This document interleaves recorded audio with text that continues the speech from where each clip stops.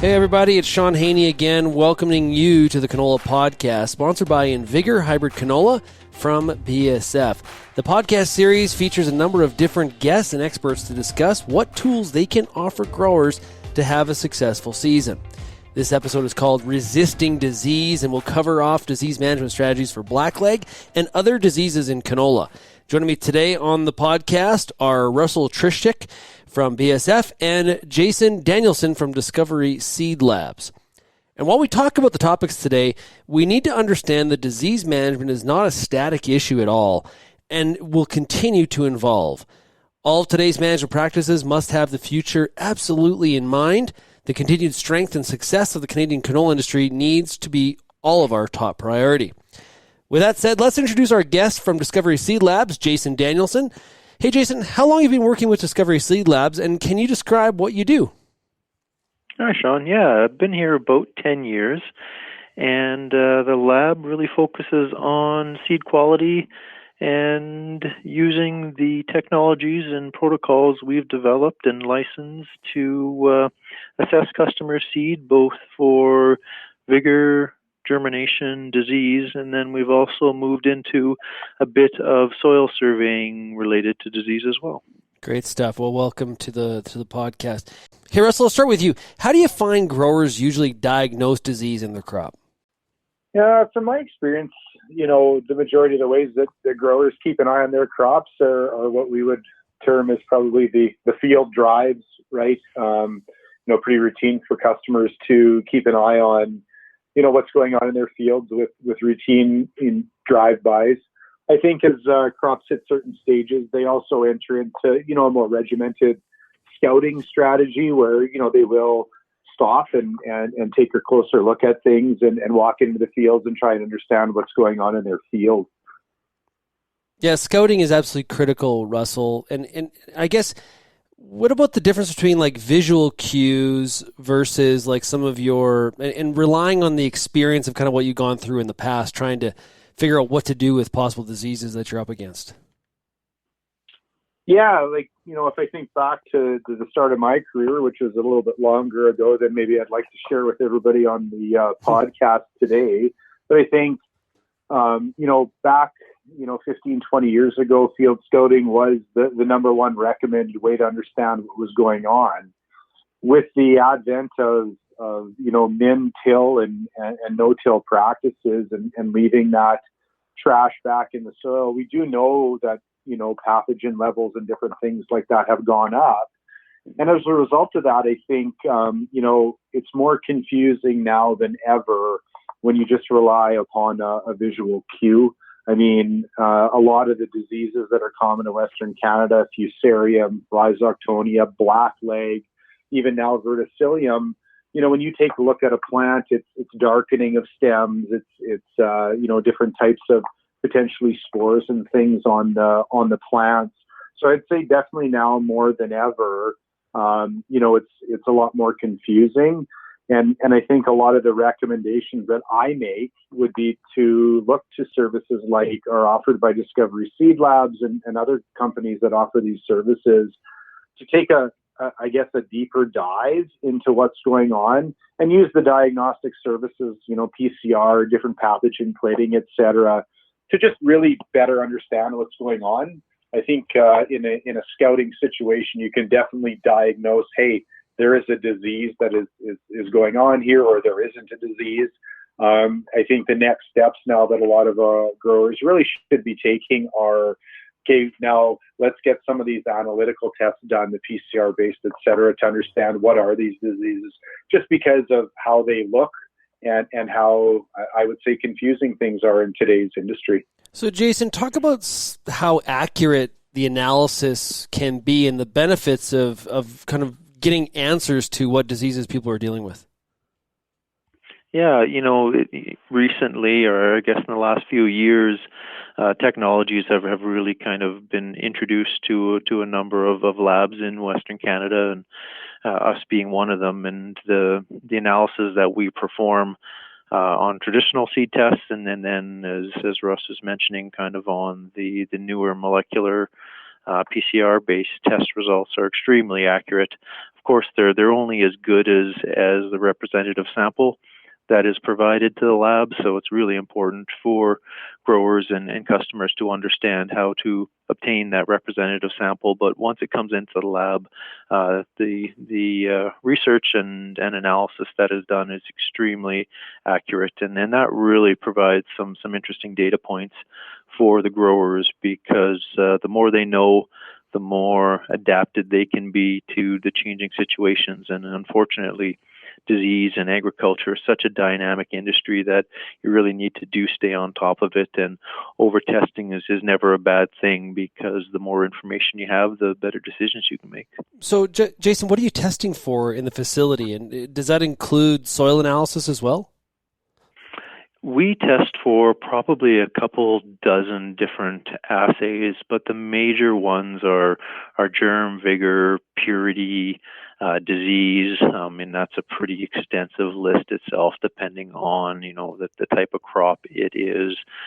We test the seed, we test plants, we test soil. The soil analysis that we focus on is mainly related to the disease present in the soil. So we haven't kind of journeyed into the nutrient soil analysis.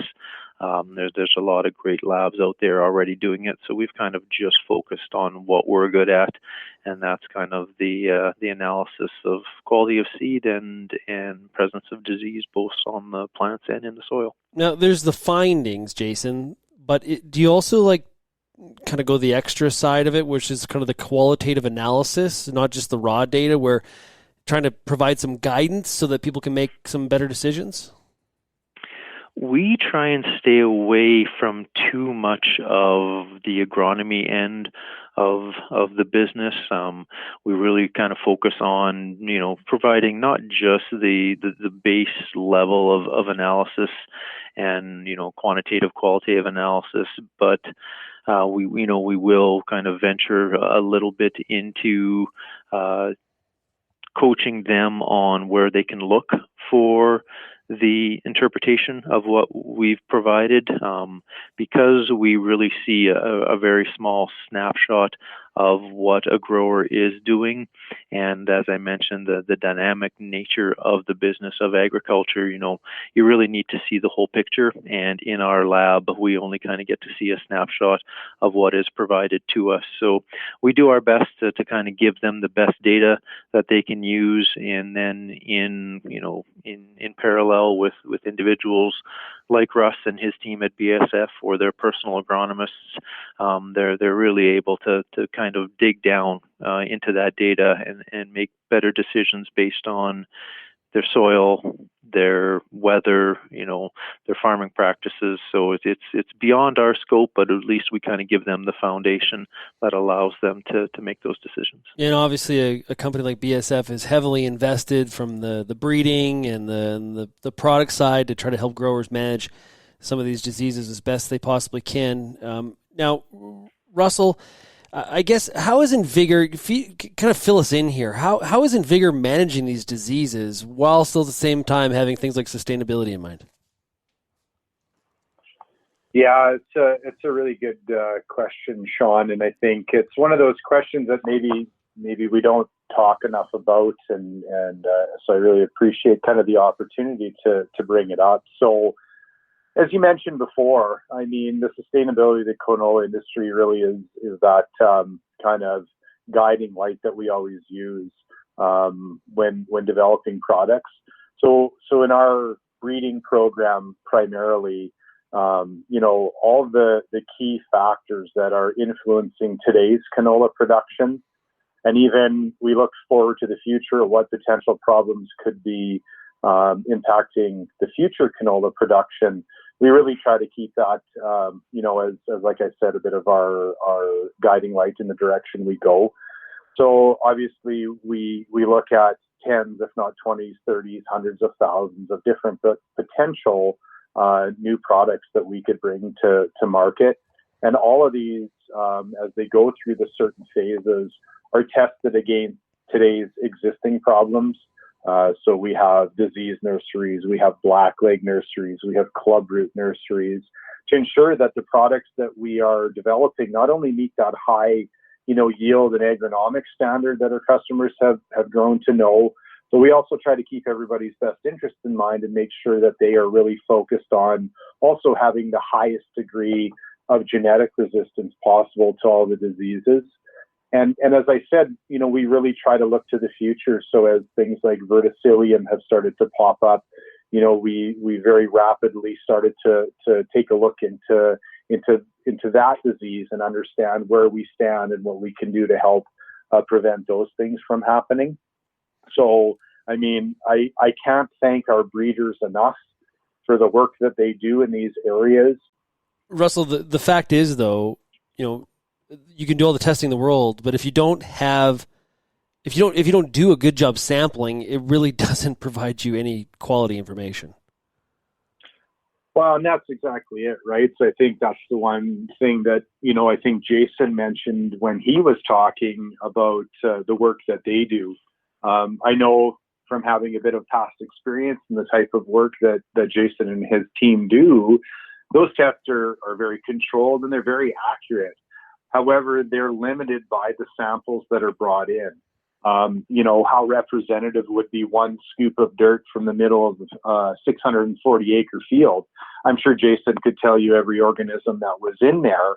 However, relating that back to how it's going to impact your farm. So I think that's, one of the things that Jason mentioned when they work with their customers, and this is definitely something that we do when we're providing guidance is, make sure that you're taking a representative sample. You're going to all corners of the field. You're taking into consideration different soil types and you're doing an accurate job sampling, because really the power in the data that Jason and the team at Discovery Seed Labs would deliver only goes as far as that sampling. So you're absolutely correct. And, as I mentioned, the thousands of lines, the tens of thousands of lines, the sites in Manitoba, Saskatchewan, Alberta that we do, we ensure that we have that same level of rigor within our program to ensure that, products that we are developing, there's not any holes in Western Canada where maybe they don't perform. Okay, so if I kind of add some things together here, how does the fact that some of these things aren't necessarily labeled, how does that factor in here? I think it's an area in canola right now that there's a lot of discussion about. So at BASF, currently, because of the breeding strategy for blackleg resistance, for example, that we take, so blackleg is one of the diseases that some companies are choosing to label for, we utilize a minor or quantitative combined with the major or qualitative gene strategy for blackleg management in our canola. There really isn't a great way for us to label our minor genes right now. And we think that if we were to focus on labeling the major genes, we would really lose the focus and benefit of our strategy. The way you can think of minor gene resistance in canola, the best analogy that I like to use, and it might be a bit on the funny side, is imagine digging a pool. You can dig a pool with a track hole, a big, large device that is capable of digging that hole. And it will very effectively dig that hole, just like the major gene strategies that certain organizations are using are effective against blackleg. Our approach is a little bit more like using, say, 40 or 50 tiny skid steers. And the reason that we see this strategy being as effective as it is that if we were running a situation where your backhoe broke down, well, your pool digging comes to a halt. And we see that with the major gene strategy, that if by coincidence you have a product that is in a field with that gene, and it doesn't work, then all of a sudden, your resistance is compromised. Whereas as a minor gene strategy, you think of it as a bunch of tiny backhoes, we can still, have one or two of those, break down or become overcome by resistance. And you still have the rest of the team there finishing the job. And that's kind of our approach to date. It doesn't mean that we're not exploring all approaches.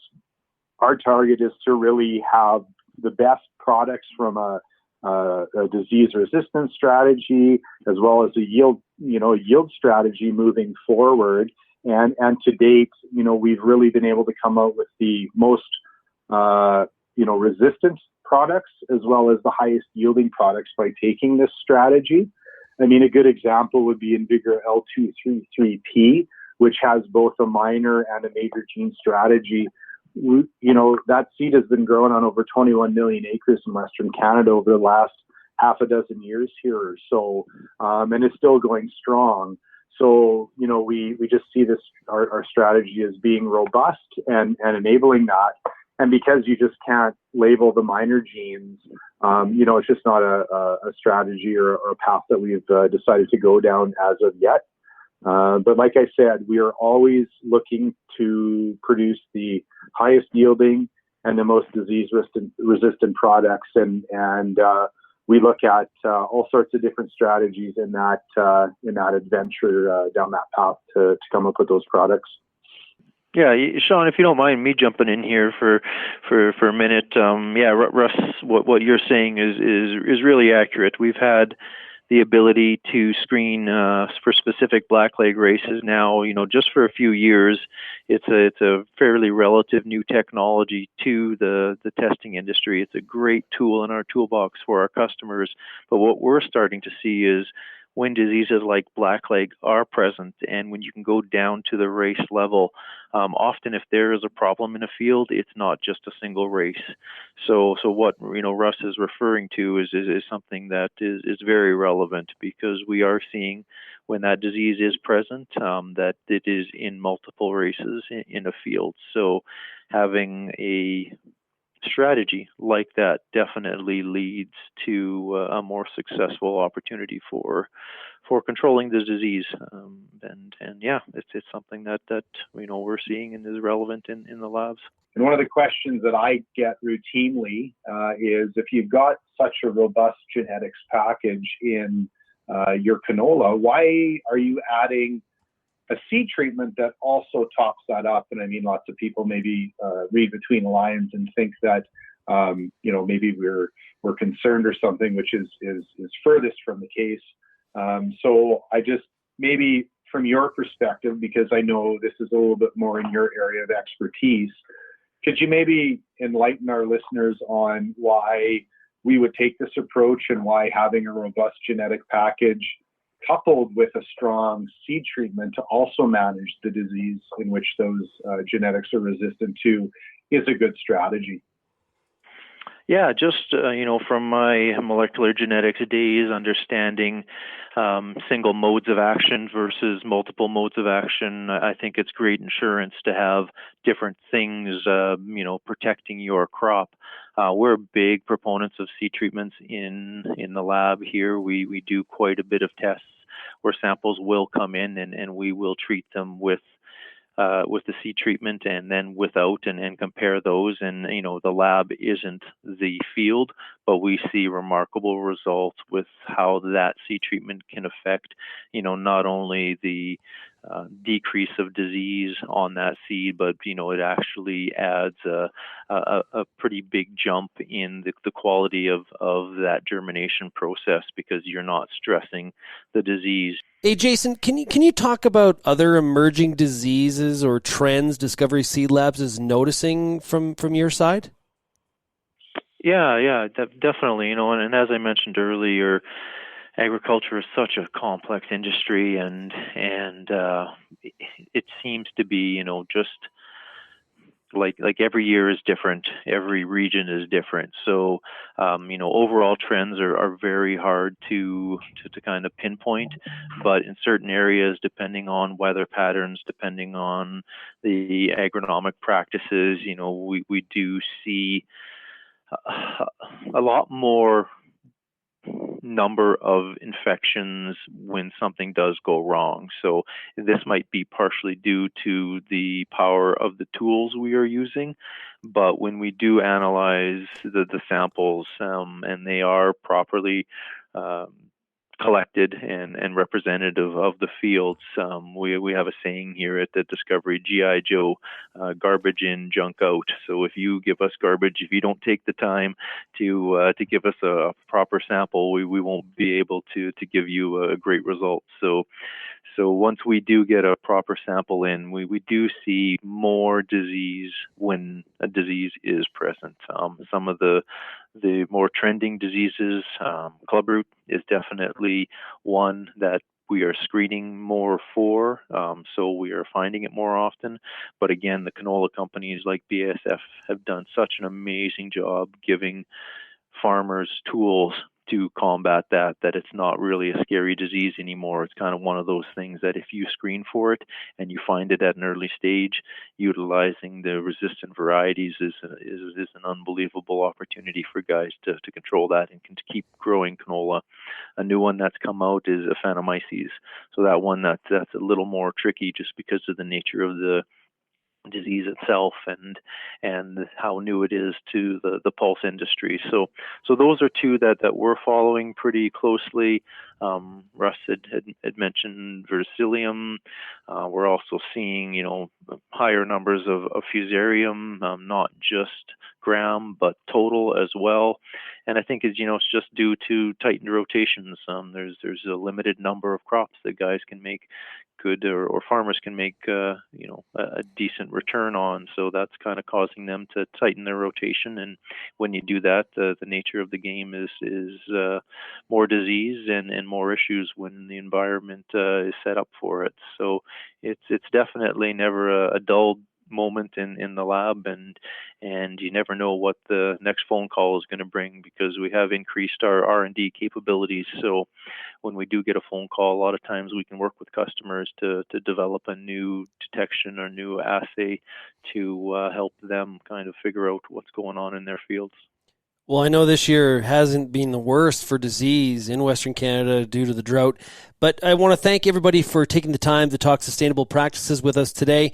And while our knowledge on these diseases continues to evolve, the management practices need to reflect the changes that farmers are experiencing in the environment. Russell and Jason, I really appreciate you joining me here today. And for all of you in the audience, thanks for tuning in. And be sure to check in future weeks with more episodes of the Canola Podcast.